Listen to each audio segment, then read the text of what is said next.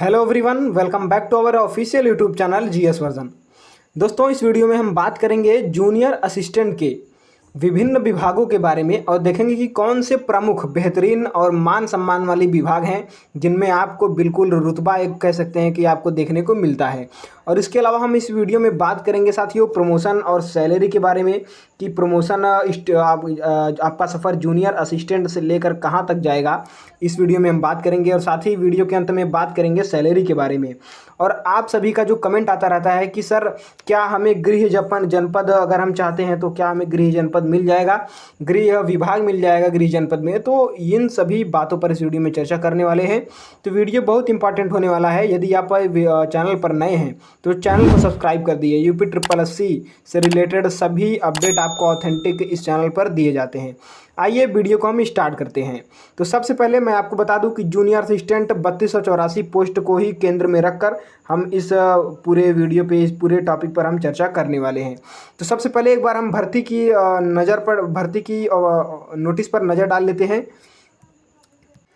तो आप यहाँ पर देख सकते हैं जूनियर असिस्टेंट 3284 पोस्ट का विज्ञापन 26 नवंबर 2024 को जारी कर दिया गया था, जिसके लिए जो है कि आवेदन शुल्क जमा करने की प्रारंभ होने की तिथि 23 दिसंबर 2024 से 22 जनवरी 2025 तक भरा जाने का आवेदन मांगा गया था। और 22 जनवरी जिस दिन लास्ट डेट था फॉर्म भरने का, उस दिन एक विज्ञापन और जारी होता है। जी हाँ दोस्तों, एक विज्ञापन और जारी होता है। ये जो भर्ती निकाली गई थी 2702 पदों पे, इस भर्ती को बढ़ाकर लगभग 3284 पद कर दिया गया था, जो कि आज आप देखने को मिलता है। अब हम बात करेंगे कि कितने विभागों में वैकेंसी निकाली गई थी 3284 पोस्ट को लेकर। तो यहाँ पर आप नीचे देख सकते हैं, एक सेकंड रुकिएगा। यहाँ पर आप देख सकते हैं विभिन्न विभागों में लगभग आप देख सकते हैं 70 विभागों में आपकी वैकेंसी जो है कि निकाली गई थी। बात करेंगे 1262 जो कि जूनियर असिस्टेंट 1264 पदों पर थी, उसमें केवल दो डिपार्टमेंट में वैकेंसी निकाली गई थी। और उसके बाद जूनियर असिस्टेंट 5512 जिसकी वैकेंसी घटकर 5370 लगभग कर दी गई थी। उसमें अगर हम वैकेंसी डिपार्टमेंट की बात करेंगे तो 5370 पदों में लगभग 50 डिपार्टमेंट में वैकेंसीज निकाली गई थी। और हम बात करेंगे 3284 पोस्ट में, तो इसमें लगभग 70 डिपार्टमेंट्स में ये भर्ती पूरी प्रक्रिया कराने की निर्णय लिया गया है। यहाँ पर आप देख सकते हैं विभिन्न विभागों में भर्तियों का विवरण। यहाँ पर आप देख सकते हैं राज्य कर आयुक्त कार्यालय, दूसरा खाद्य एवं रसद विभाग आपूर्ति, और इसी प्रकार से आप देखते जाएंगे तो लगभग यहाँ पर 70 मैं आपको दिखा दूँ। यहाँ पर आप देख सकते हैं विभिन्न विभागों में भर्तियों का विवरण, और ऐसे ही निकालते देखते जाएंगे आप। तो यहाँ पर आप देख सकते हैं 70, जी हाँ साथियों, 70 विभागों में कुल भर्ती निकाली गई थी। कुल पदों की संख्या 2702 पदों की संख्या थी। तो अभी तक जितने भी पद निकाले गए थे, जितने भी वैकेंसीज निकाली गई थी जूनियर असिस्टेंट की, उनमें सबसे ज़्यादा पदों पर भर्ती जो कि कराई गई थी 5512 पोस्ट, आप जैसा कि जानते हैं उसमें 50 विभागों में भर्ती कराई गई थी। लेकिन अभी तक सबसे ज़्यादा विभागों में भर्ती जो कराई गई है वो जूनियर असिस्टेंट 3284 में 70 विभागों में भर्ती निकाली गई है। तो यहाँ पर आप देख सकते हैं। अब हम आगे बात करेंगे, सीधा आपको लेकर चलेंगे कौन कौन से महत्वपूर्ण विभाग हैं जिसको आपको अपने प्रेफरेंस लिस्ट में सबसे टॉप पर रखना चाहिए। आइए हम आपको सीधा लिस्ट पर लेकर चलते हैं। तो यहाँ पर आप देख सकते हैं विभिन्न विभाग, इंपॉर्टेंट विभाग हैं मेरे भाई। मैंने अपने हिसाब से, देखिए आपके लिए भी हो सकता है कोई इंपॉर्टेंट विभाग छूट गया हो, लेकिन मैंने अपने हिसाब से जहाँ तक मैंने जाना है, जहाँ तक हमने एनालिसिस किया है और सिलेक्टेड कैंडिडेट से हमने बातचीत की है, तो उन्होंने बताया है कि इन विभिन्न विभागों में नौकरी, सैलरी, प्रमोशन और रुतबा एक कह सकते हैं कि आप बेहतरीन हैं। तो विभाग कौन कौन से हैं तो आप यहाँ पर देख सकते हैं। पहला राजस्व विभाग, उसके बाद लोक निर्माण विभाग, शिक्षा विभाग, राज्य कर विभाग, उसके बाद स्टाम्प एवं रजिस्ट्री विभाग जो कि होता है, उसके बाद फिर परिवहन विभाग, सिंचाई विभाग, खाद्य एवं रसद विभाग, आप देख सकते हैं ये भी एक इम्पॉर्टेंट विभाग होता है। उसके बाद हम बात करेंगे पंचायती विभाग की, फिर उसके बाद इम्पॉर्टेंट हो जाता है आपका स्वास्थ्य विभाग की। तो ये सब इम्पॉर्टेंट विभाग हैं मेरे हिसाब से, आप देख सकते हैं। लगभग ये 10 से 11 विभाग हैं। अब ऐसा नहीं है कि जो बचे हुए विभाग हैं वो ख़राब हैं, जी नहीं। देखिए ये आपकी सेकेंडरी चॉइस होनी चाहिए, क्योंकि आप देखिए गवर्नमेंट एग्ज़ाम की प्रिपरेशन कर रहे हैं तो आपका प्राइमरी होता है कि कम से कम नौकरी मेरी हो जाए, किसी भी विभाग में हो जाए, मैं मुझसे भले ही 2 घंटे ज़्यादा काम लें, लेकिन मेरी नौकरी हो जाए। तो वो प्राइमरी चीज़ होती है। सेकेंडरी चीज़ आपकी प्रेफरेंस होती है। यदि आपका मार्क्स अच्छे खासे आते हैं और आप प्रेफरेंस लिस्ट में यदि सबसे ऊपर जो भी अपना विभाग रखते हैं, तभी आपको अपना विभाग मिलेगा मनपसंद, नहीं तो आपको अपना मनपसंद विभाग नहीं मिलेगा। तो आइए हम आगे बात करेंगे अब सभी कैंडिडेट्स के जो कमेंट आते रहते हैं कि सर क्या हमें गृह जनपद मिलेगा, क्या हम गृह जनपद ले सकते हैं, क्या हमें कैसे किस प्रकार से हमें गृह जनपद मिलेगा। तो आइए हम एक नज़र उस पर भी डालते हैं। तो जैसा कि आप यहाँ पर देख सकते हैं विवरण भर्तियों का विभाग के हिसाब से, तो यहाँ पर आप देख सकते हैं जैसे राज्य कर आयुक्त कार्यालय, और यहाँ पर आप देख सकते हैं कि सभी विभागों का नाम और उसका एड्रेस भी लगभग लगभग सभी का दिया हुआ है। तो जैसे एक विभाग है यहाँ पर आप देख सकते हैं उद्योग एवं उद्यम प्रोत्साहन निदेशालय उत्तर प्रदेश कानपुर।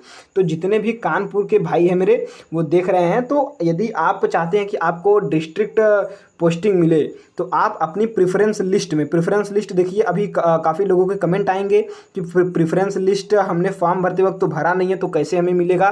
तो मैं आपको बता दूं कि प्रेफरेंस लिस्ट जो आपका होता है वो आप जब डीवी कराने जाएंगे तो वहीं पर आपको एक फॉर्म दिया जाएगा जिसमें आपको प्रेफरेंस भरना होता है। तो आप अपना जैसे पहला, दूसरा, तीसरा, चौथा, पाँचवा ऐसे आप अपनी सारी प्रेफरेंस अपना दे सकते हैं, आप बिल्कुल भर सकते हैं वहाँ पर अपना प्रेफरेंस है। तो आप जैसे जो भी आप भी यदि चाहते हैं कि आपको भी डिस्ट्रिक्ट पोस्टिंग मिले तो यहाँ पर जितने भी आप देख सकते हैं, जैसे कि यहाँ पर होमगार्ड से मुख्यालय उत्तर प्रदेश लखनऊ, तो जितने लखनऊ के लोग हैं वो इन सब चीज़ों को, इन सब विभागों को अपने प्रेफरेंस लिस्ट में सबसे ऊपर भरेंगे। जैसे यहाँ पर आप देख सकते हैं गोरखपुर, जितने भी गोरखपुर के आसपास के लोग हैं, ये दीनदयाल उपाध्याय गोरखपुर विश्वविद्यालय में कनिष्ठ सहायक की भर्ती आई है लगभग 61 पदों पर, वो अपना प्रेफरेंस भर सकते हैं। और यहाँ पर आप देख सकते हैं कानपुर, अलीगढ़, अलीगढ़ से भी जो है कि इसमें भर्तियाँ आई हैं। और उसके बाद हम बात करेंगे आजमगढ़। यहाँ पर आजमगढ़ के भी लोग जहाँ पर देख सकते हैं जितने भी आजमगढ़ के लोग हैं, यदि आप भी चाहते हैं आपकी होम पोस्टिंग हो या आपकी डिस्ट्रिक्ट पोस्टिंग हो तो यहाँ पर देख लीजिए 40 पदों पर भर्ती निकाली गई है, तो आप इसको अपने प्रेफरेंस लिस्ट में पहला नाम दे सकते हैं। और उसके बाद हम बात करेंगे संपूर्णानंद संस्कृत विश्वविद्यालय, जितने भी भाई मिर्ज़ापुर, सोनभद्र या भदोही आसपास, प्रयागराज के आसपास हैं, वो देखिए वाराणसी में भी भर्तियां निकाली गई हैं, जैसे संपूर्णानंद संस्कृत विद्यालय और महात्मा गांधी काशी विद्यापीठ भी है। इसी में मैं आपको दिखा दूं, महात्मा गांधी काशी विद्यापीठ भी आगे है। यहाँ पर आप देख सकते हैं राजेंद्र सिंह रज्जू भैया विश्वविद्यालय में 18 पदों पर भर्तियां निकाली गई है। तो जितने भी लोग आसपास के हैं, जरूरी नहीं है, देखिए अगर आपके डिस्ट्रिक्ट में पोस्टिंग नहीं हो रही है तो आप अपने आसपास के भी डिस्ट्रिक्ट अगर देख सकते हैं 60-70 किलोमीटर के आसपास, तो भी कोई बुरी बात नहीं है, क्योंकि आपको हो सकता है कि दूर भेज दे, इससे अच्छा आप अपने डिस्ट्रिक्ट के पास ही रहें, तो ये ज़्यादा बेहतर रहेगा।